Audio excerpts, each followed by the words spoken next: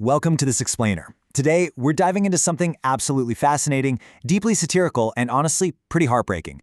We're looking at a piece of writing called A Guide to Being Lonely on Purpose.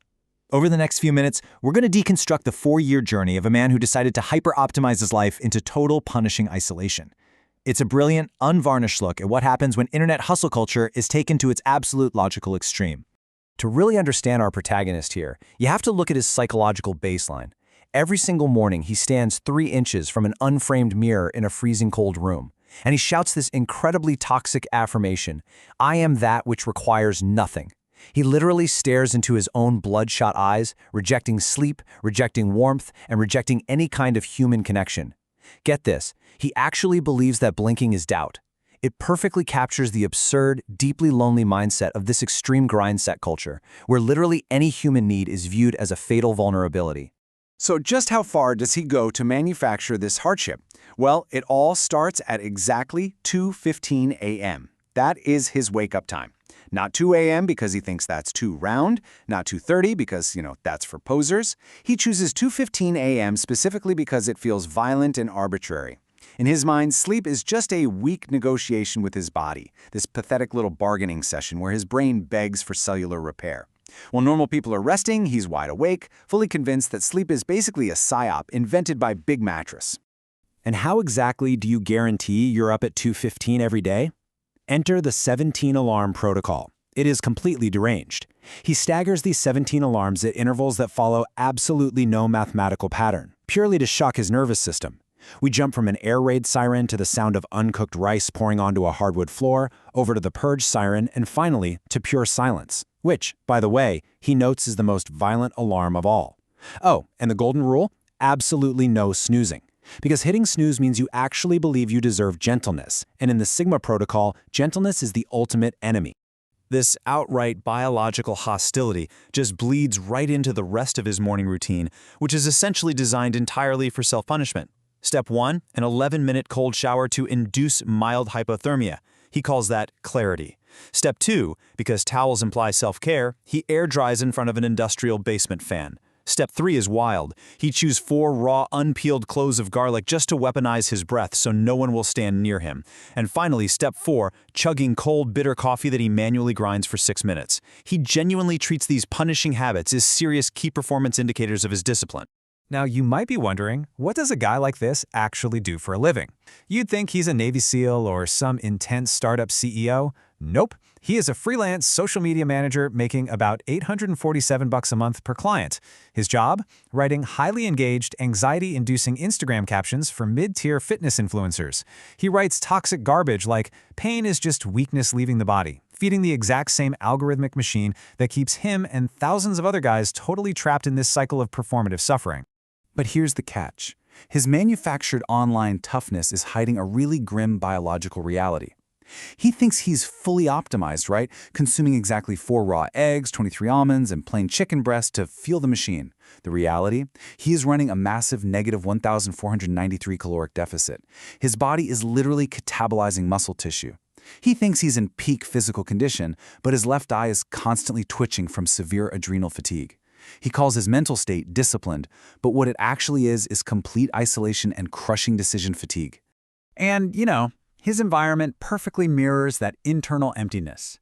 His apartment is 487 square feet of aggressive beige that costs him $1,450 a month. There's no art, no couch, just a mattress on the floor without a bed frame, because apparently bed frames are for people who think they deserve to be elevated. His only decor is 17 books arranged by spine color, a task that took him 3 hours to complete, just to quote, optimized his visual environment. He has meticulously engineered his physical space for maximum suffering and absolutely zero comfort. Okay, this is where the facade really starts to crack. He actually creates a spreadsheet called Parallel Lives to compare himself to a guy named Mark Rodriguez. Mark is a high school English teacher, he runs marathons, smiles genuinely in photos, and this is the kicker, he's currently dating our protagonist's ex-girlfriend, Sarah. He maps out the data side by side. Mark has a job that helps people. He has friends, he has human connection. Meanwhile, our Sigma has a job that extracts value from insecurity, and he eats raw eggs entirely alone. The data proves he has optimized himself right into a corner of sheer survival. while Mark, the supposed beta, is actually out there living. Let's look a bit closer at how this relentless pursuit of optimization caused him to systematically cut out basic human warmth. We call this the algorithm of isolation. He purposefully leaves his mom's "Hi, sweetie" emails unread for hours simply because he views maternal affection as a vulnerability leak. He completely ghosts his old college roommate Jackson's career updates. And in this truly heartbreaking scene, he runs into an old classmate, Allison, at a Safeway. When she politely touches his arm to say goodbye, he physically flinches. He has literally trained his body to reject human contact. Which brings us to the climax on day 1462. It's 3:48 a.m. in this bleak 24-hour gym. He's under the bar for his daily 100 squats. By rep 53, his body is absolutely screaming at him. His form breaks, his knee caves inward. A normal person would stop, right? But he's convinced pain is just weakness leaving the body, so he ignores every biological warning sign, pushes through the valgus collapse, and his right knee makes it sound like a crunching potato chip. He completely blows out his knee, entirely alone in the dark. By 5:16 a.m., the physical breaking point finally forces a mental one. He has hobbled all the way back to his apartment, his knee swollen to the size of a grapefruit. He's sitting there on his kitchen floor, icing his leg with the exact same ice cubes he uses for his punishing cold plunges, and the sheer, overwhelming absurdity of it all just hits him. He starts sobbing, 4 years of suppressed emotion pouring out all at once. And then, a single, terrifying thought arrives. What if I just stopped? He pulls out his phone and texts his mother asking her to call. When she does, she just asks if he's okay. And that 4-year facade of invincibility shatters completely with just 5 words. He says, "I'm so tired, Mom."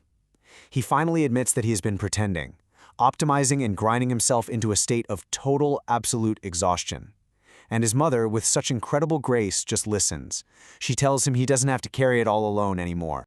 It is honestly amazing how fast a toxic lifestyle can be deconstructed once you finally give yourself permission to let go. Just look at this timeline. At 6:17 a.m., he calls his mom. By 6:41 a.m., he emails his clients to pause all deliverables.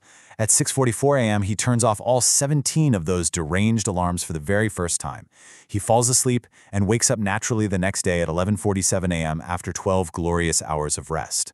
And at 1:05 p.m., following his mother's strict orders, he orders and absolutely devours a hot, greasy $24 large pepperoni pizza. No macro tracking, no guilt. Just the taste of joy. So, the real crucial turning point here comes from his mother's incredibly grounded advice. When he tells her he feels broken, she stops him and corrects him. She says, "Broken means unfixable. Hurt means healing is possible." Armed with that mindset shift, he finally enrolls in health insurance. He sends a deeply sincere, totally expectation-free apology email to his ex-girlfriend, Sarah, and he actually texts Allison back to accept that coffee date. He finally allows himself to be human, to be imperfect, and to actually begin the process of healing. Which leaves us with this final, really powerful question to reflect on. We live in a culture that is utterly obsessed with optimization, with the grind set, with squeezing every last drop of productivity out of our waking hours. But we have to ask ourselves, at what cost? Take a look at your own habits, your own daily routines. Ask yourself, is your discipline building a life of connection, joy, and true freedom? Or are you just efficiently building yourself a beautifully optimized prison? I'll leave you to think about that one. Thanks so much for joining me on this explainer, and I'll catch you in the next one.